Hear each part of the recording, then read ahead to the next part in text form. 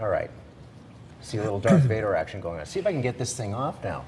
You might have seen his ads on buses and billboards around the state. I'm talking about Carter Mario. Of course, he is a top lawyer, also an advocate for something that saves lives, motorcycle safety. And get Carter. We've got Carter, otherwise known as Carter Mario, an avid Harley rider and someone who understands the dangers of riding here in Connecticut. And your daughter, Alex, with you. You're also a rider and a safety advocate as well, right? Yes. Wow, this is really cool. So, like father, like daughter, the apple falls close. So we have it right here. Your bike, just off camera here. Let's see if we can get a shot of that beautiful cruiser. That's a Harley Davidson. How long have you been riding that? This is a 2011, so relatively new. It's a street glide. And most importantly, though, is I bought it locally, got a great shop in Branford Brothers. They take great care of it. That bike has about 6,000 miles on it. All right, how long have you been riding, by the way? I actually got my driver's license on a motorcycle. Oh, So no kidding. It's been, You're 24 now. You do the so math, it's about, something like about 15, 20 years. Okay. Oh, I was thinking you were 24 now. All right. Anyway, so what about Connecticut? Driving a car in Connecticut, I find to be a little bit harrowing compared to some less populated states. A lot of hills, a lot of traffic, a lot of people everywhere. So what do you find? I'm not a rider, though, so what is it like from your perspective?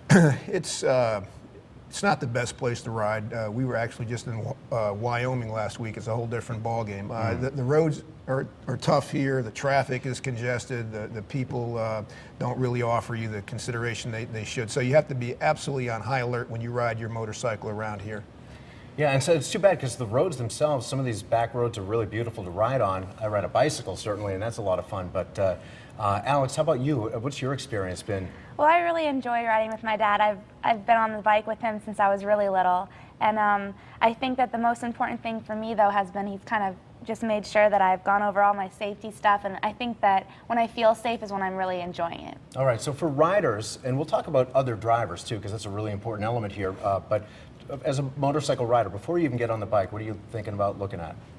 Well, first thing I look at is the overall condition of the bike. I want to make sure I check my air pressure, I check oil, fuel, and just make sure it looks intact. So that's the first thing, just a visual oversight.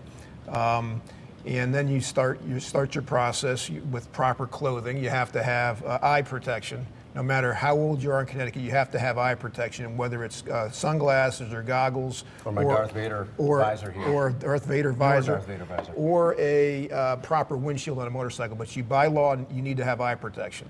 Helmets, if you're 18 or under. Okay, and I saw a kid yesterday out on a bike who was wearing shorts and sandals and a T-shirt riding a motorcycle. Your thoughts? You tell me your thoughts, Alex.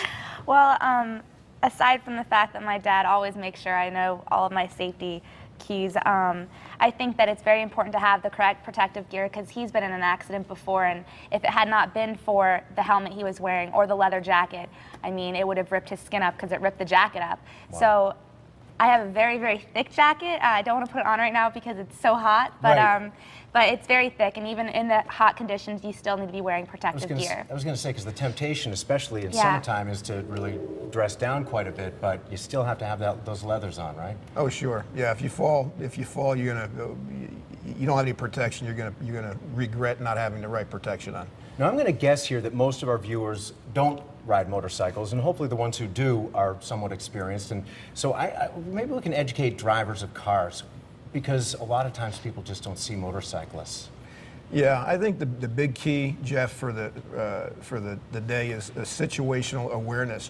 Both as a motorcycle driver and a car operator. I mean, you have to pay attention to motorcycles. They deserve and enjoy the same rules of the road and the same laws as cars do, but they're sometimes dismissed because they're smaller. Mm-hmm. Sometimes they're hard to see. It is a law in Connecticut. You have to burn your headlight on a motorcycle, but car drivers tend to kind of disregard motorcyclists. So car drivers, you really have to give them some leeway. You can't cut them off. You can't encroach on them.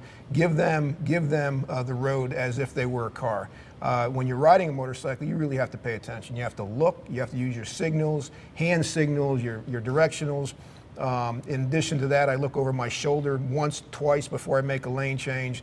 You have to stop. You can't compete with a car, and you can't play chicken with a car. You do so at your own peril, I suppose. Absolutely. And so, can we talk about passenger safety? Because you say you've ridden with your dad for so many.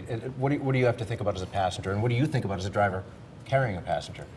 well, as a passenger, you want them not to steer the motorcycle. You have to take into account that there's extra weight. So there's certain things you just have to do prior to making a move on a bike. So, for instance, before Alex will get on, I make sure my feet are planted on the ground. Before she puts hers on the ground, she asks me. She holds around my waist a certain way. And most importantly, she does not try to steer the motorcycle from the rear seat. She leans into the turns right with you. Correct. She has to anticipate just like the driver. Yes.